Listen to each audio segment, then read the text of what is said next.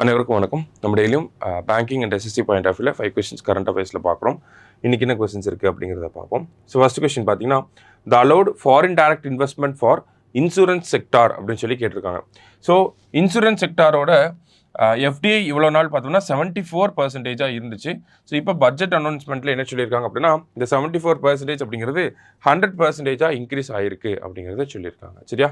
So FDI இன் insurance sector அப்படின்னு கேட்டாங்கன்னா 100%. சரியா? அடுத்தது, the limit of loans under Kisan credit card is increased from 3 lakhs to how many lakhs அப்படின்னு சொல்லி கேட்டிருக்காங்க.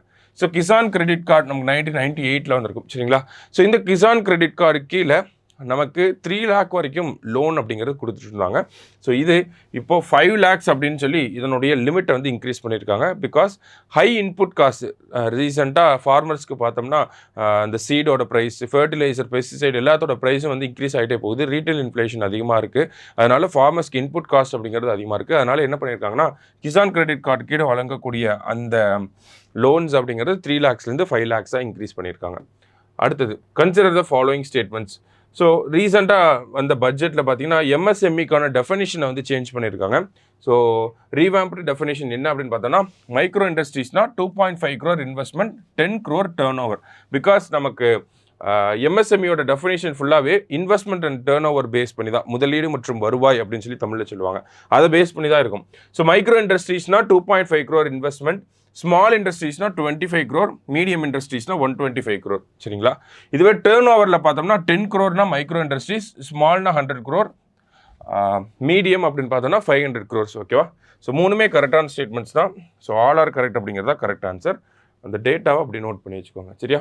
அடுத்தது, consider the following statements about budget 2025 அப்படின்னு கேட்டிருக்காங்க. Prime minister Dhandhaanya Krishi Yojana will be implemented in 100 districts with low crop productivity அப்படின்னு சொல்லியிருக்காங்க. அதாவது புதுசாக அக்ரிகல்ச்சரில் ஒரு ஸ்கீமை லான்ச் பண்ண போகிறாங்க. அது எங்கெல்லாம் வரப்போகுது அப்படின்னு பார்த்தோன்னா, இந்த டிஸ்ட்ரிக்ட்லாம் கிராப் ப்ரொடக்டிவிட்டி கம்மியாக இருக்குது அப்படிங்கிறத செலக்ட் பண்ணி அதில் டாப் 100 டிஸ்ட்ரிக்ஸில் இம்ப்ளிமெண்ட் பண்ண போகிறாங்க. ஸோ ஃபஸ்ட்டு ஸ்டேட்மெண்ட் கரெக்டு தான்.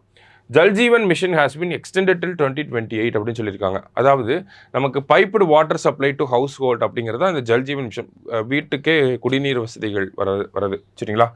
ஸோ இதுவுமே கரெக்ட் தான். 2028 வரைக்கும் எக்ஸ்டெண்ட் பண்ணியிருக்காங்க. சரியா? ஸோ போத் கரெக்ட் அப்படிங்கிறது தான் கரெக்ட் ஆன்சர்.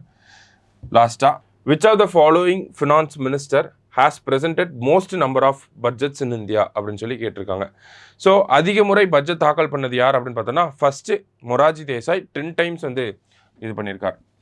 அடுத்ததாக பார்த்தீங்க அப்படின்னா ப. சிதம்பரம் அவர்கள் 9 times. அடுத்து பிரணாப் முகர்ஜி அவர்கள் பார்த்தோன்னா 8 times. நிர்மலா சீதாராமன் அவர்களும் பார்த்தோன்னா 8 consecutive times. ஓகேவா? So 8 consecutive times budget present பண்ணது யார் அப்படின்னு பார்த்தோன்னா நிர்மலா சீதாராமன். சரிங்களா? இங்கே கொஸ்டினில் மோஸ்ட் நம்பர் ஆஃப் பட்ஜெட்ஸ் அப்படின்னு சொல்லி கேட்டிருக்காங்க. Most number of budget subject அப்படின்னா மொரார்ஜி தேசாய் அவர்கள். சரியா? ஸோ இன்னைக்கு 5 questions பார்த்துருக்கோம். தேங்க்யூ.